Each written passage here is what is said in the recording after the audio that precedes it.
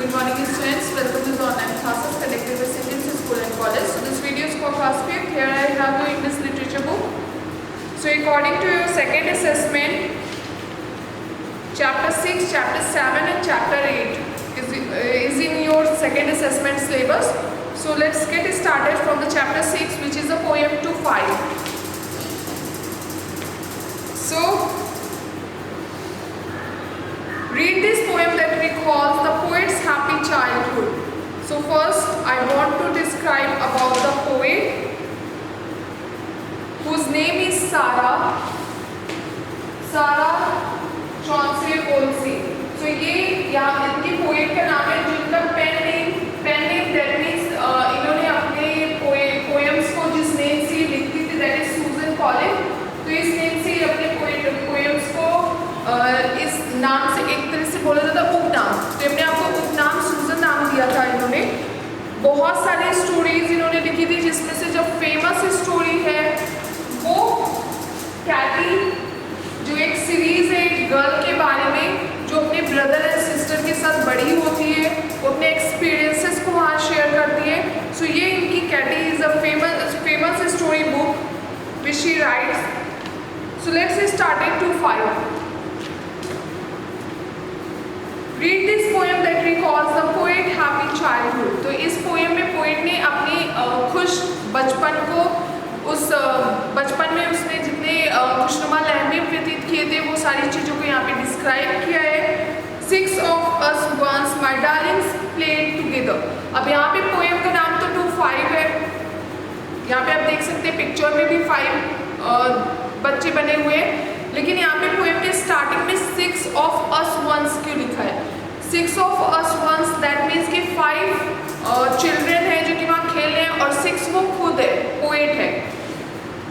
6 of us once my darlings played together beneath green bough which faded long ago, made merry in the golden summer weather, pelted each other with new fallen snow. यहाँ पे poet बता रही है, describe कर रही है अपने बचपन के बारे में कि जब वो सब एक साथ खेलती थी तो वो लम्हे कितने खुशनुमा थे. जब वो लोग बहुत साल पहले की बात है कि वो पेड़ की टहनियाँ जो कि बहुत भारी भारी टहनियाँ थी जहाँ पे ये लोग खेलने के लिए जाते थे, गर्मी में जब वहाँ पे पतझड़ आ जाती थी तब वो वहाँ खेलते थे. ठंड में जब वहाँ स्नोफॉल होता था तब वो एक दूसरे पे बर्फ के गोले बना के फेंक कर खेला करते थे. Did the sun always shine? I can't remember. मुझे ये याद नहीं है कि क्या सूरज हमेशा वैसे ही चमकता था. A single cloud that dimmed the happy blue.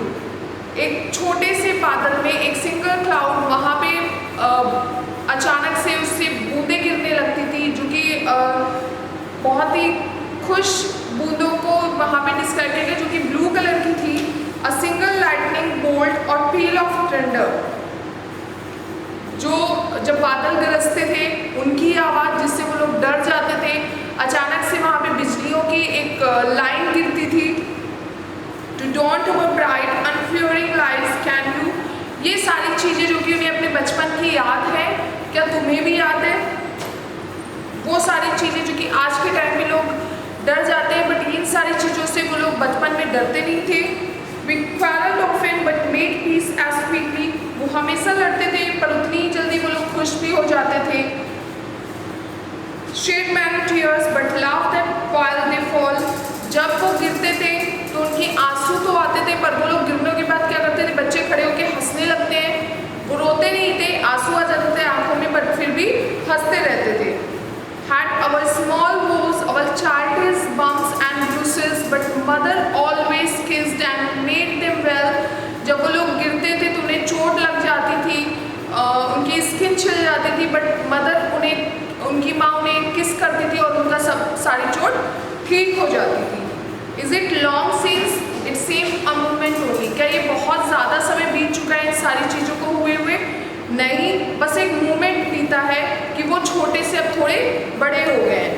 Get here we are in bonnets and tailcoats, grave man of business, member of committees, our play time ended, even baby votes. तो अब वो लोग थोड़े बड़े हो गए हैं, कोट पहनने लगे हैं, ऑफिस जाने लगे हैं, बिजनेस के लिए बहुत सीरियस हो गए हैं, एक कमेटी में बहुत सीरियसली वहाँ के मेंबर बन के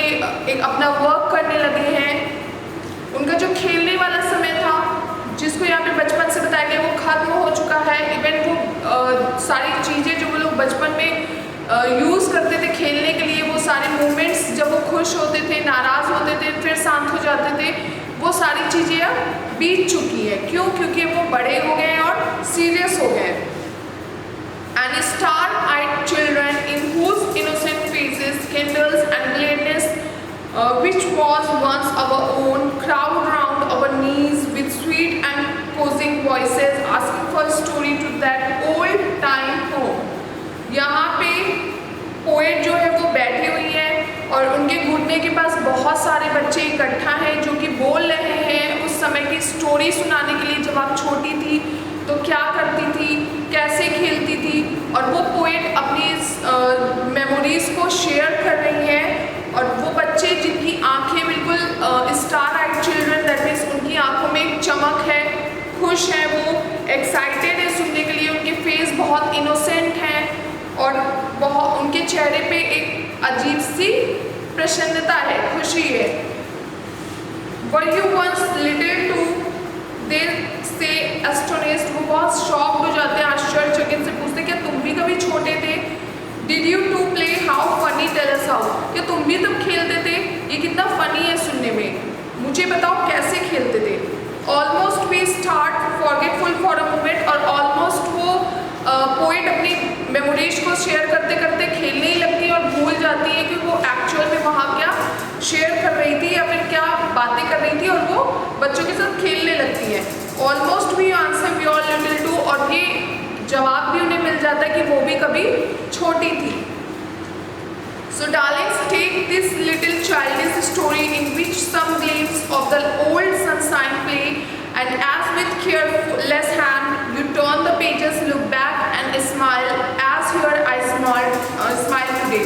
तो यहाँ पे पोएट बता रही है कि इतनी ज़्यादा सीरियस होने की ज़रूरत नहीं है। आप भी कभी छोटे थे, खेलते थे, बट अभी बड़े हो गए हो, सीरियस हो गए हो, तो एक बार बहुत सीरियसली पेज को पलटने से पहले अपनी लाइफ में पीछे की तरफ मुड़ के देखो, वो सारे मोमेंट्स को याद करो जब आप बच्चे थे, कैसे खेलते थे, कैसे खुश रहते थे, और आपके चेहरे पे ऑलरेडी स्माइल आ जाएगी जैसे कि इस समय पोएट के चेहरे पे आ गई है।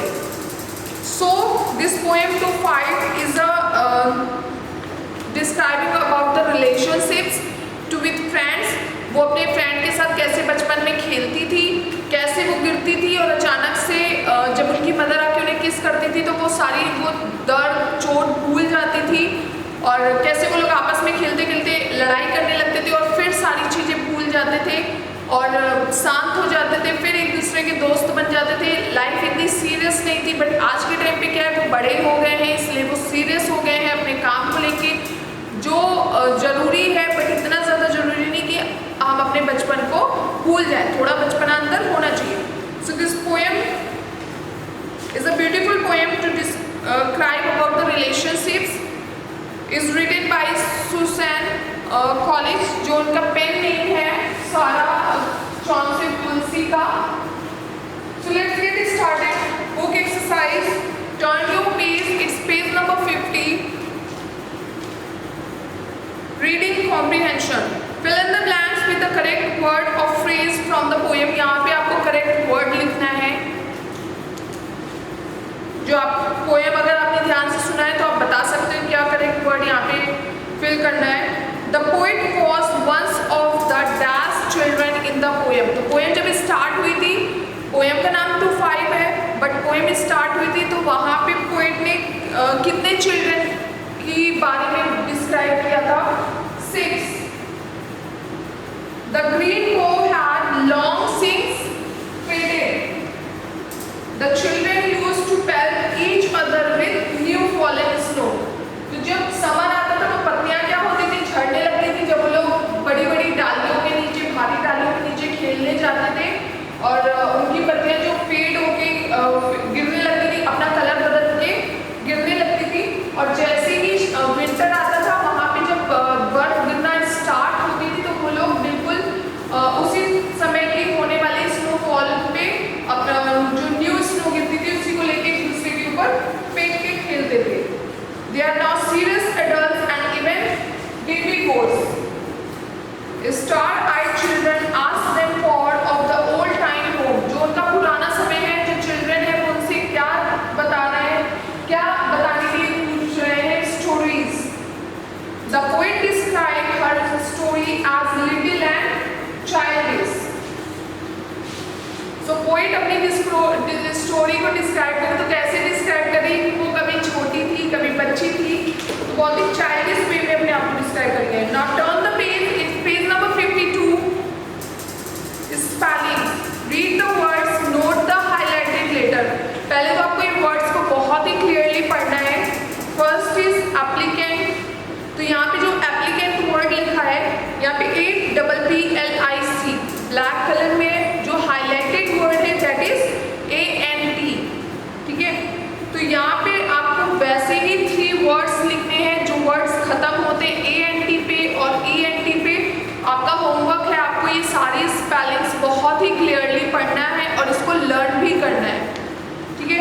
So first word is restaurant, यहाँ पे लास्ट में देखिए ANT आ रहा है, RESTAURANT।